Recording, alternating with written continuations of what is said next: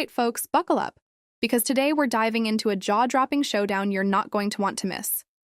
Before we dive into the full story, comment where you're watching from, and don't forget to like and subscribe so you don't miss the next one. In this clip, we're about to witness Brian Tyler Cohen go head-to-head with none other than NewsNation host Katie Pavlich, a classic MAGA loyalist who, let's be honest, seems to have perfected the art of talking over people she can't intellectually grapple with. And that's exactly what happens here. From the very first seconds, Pavlich is cutting Brian off mid-sentence, interrupting, and constantly trying to derail the conversation. It's almost painful to watch. But in that tension, you start to see exactly why BTC has built such a loyal following. This isn't just a debate. This is a masterclass in political confrontation, a case study in what happens when facts meet deliberate evasions. And yes, as always, I'll break it all down for you, giving my take on every maneuver, every interruption, and the subtle power plays happening behind the cameras. So strap in because we're going full clip, and by the end, you'll see exactly why this exchange has everyone talking. Joining us now is Brian Tyler Cohen, progressive YouTuber. Brian, great to see you. Thanks so much for joining us. So can you just explain to me how Democrats who are just calling to change Virginia's map are selectively being outraged about the Supreme Court ruling? This Supreme Court ruling is basically rolling back the Voting Rights Act of 1965. And I think the fact that you can see Democrats applaud what happened in Virginia does not negate the outrage, the virtuous outrage over what happened at the Supreme Court. When Democrats are applauding what happened in Virginia, it is in response to a cycle that was started off, that was sparked off by Donald Trump deciding that he was owed 5 seats, entitled to 5 seats in Texas, and yet no Republicans had any issue with that. They seem to just decide that if Donald Trump calls for 5 seats in Texas, that there should be no response from Democrats. In fact, I don't remember you saying anything about there being anything wrong with what was happening in Texas. So when Democrats are applauding action, a response in California, in Virginia, that is because Republicans decided to engage in this mid-cycle redistricting and push back against this entitlement that Trump felt in the aftermath of Texas. Well, first of all, in Texas, the redistricting was legal under their system, and it's still proportional. Let me finish, Brian. It was still legal, and it's still proportional to the presidential election results far more than what we've seen by Democrats way before Texas ever decided to do something. The Voting Rights Act. That's irrelevant. That's irrelevant. You don't get to say this is a better.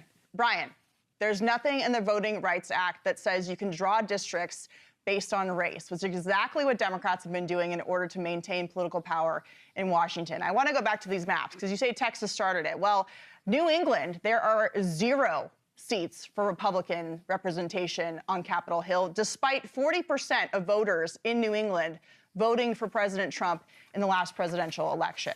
If you look at Virginia and the way that it was, 6-4, now it's going to be 10-1. They had to draw this weird lobster in the middle where you have all of Northern Virginia, which is very heavily white, by the way, disenfranchising voters down in Southern Virginia. There are districts now that voted 75% for Donald Trump. They're now going to be represented by Northern Virginia. They didn't vote for that. You also have Illinois, with 14 Democratic seats, 3 Republicans, when 30+% of Illinois voted for Donald Trump. So you tell me, looking at these maps, how that is a fair representation for Republican voters in states like Maine, New Hampshire, Massachusetts, et cetera.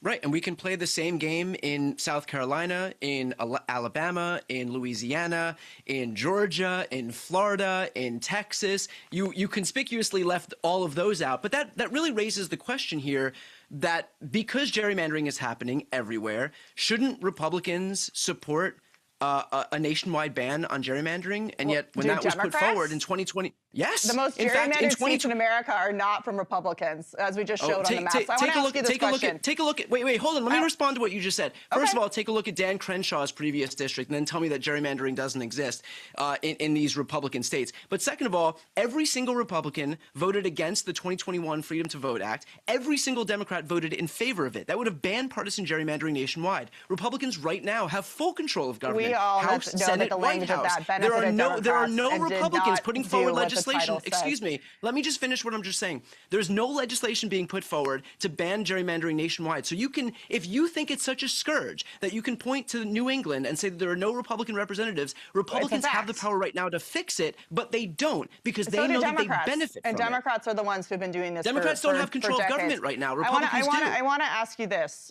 Do you support it nationwide? I support the Supreme Court ruling because I don't believe in drawing congressional districts based on race because that's racist. Can Democrats win? Because you want. I have a question. Wait. Brian, do you believe that Democrats can win? You think it's racist to have representation? The Supreme Court just desegregated you the think South. Having one Democrats district in the South were in South segregating Carolina. the South by having race-based congressional districts, which the Supreme Court just ruled against. That's what just happened. So Democrats when they apparently crack can't these win districts, elections unless they draw districts these based on race. Whether they can't win elections because people are fleeing blue states for red states, and they can't win elections because in the census they are counting illegal aliens as part of congressional districts, which Democrats are opposed to taking out of that because they need them for congressional representation.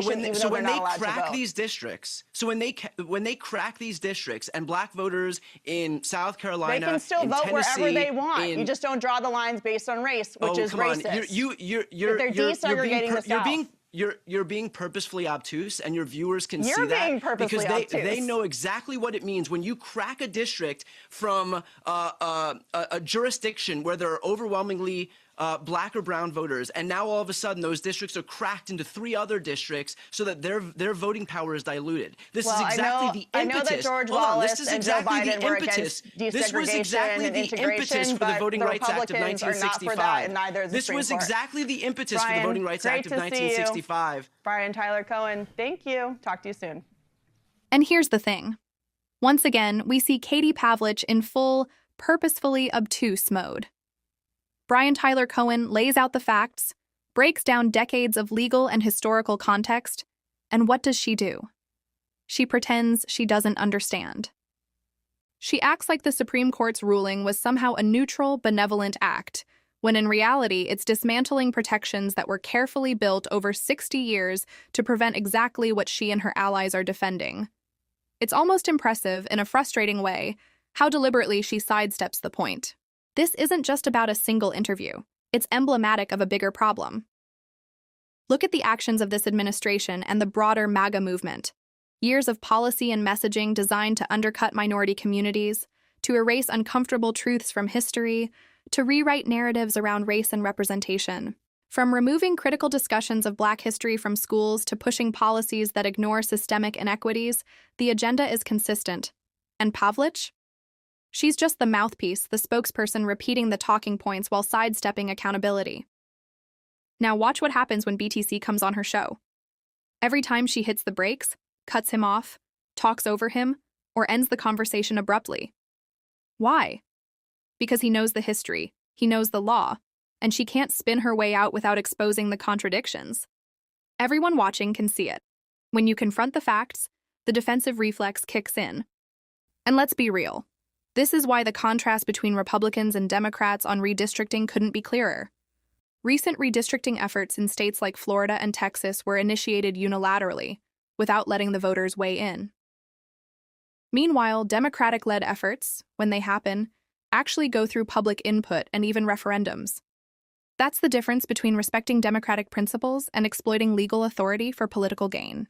So yeah, Katie Pavlich cut off, talking over Brian, ending the interview abruptly. That's the playbook, and everyone watching sees it for what it is. She doesn't have a real counter-argument because there isn't one that can withstand the facts BTC brings to the table. Let me know what you think in the comments below. As always, hit that thumbs up, subscribe, and hype this one up because exchanges like this, they don't just inform, they expose exactly how these narratives operate. Thanks for tuning in, and I'll see you in the next clip.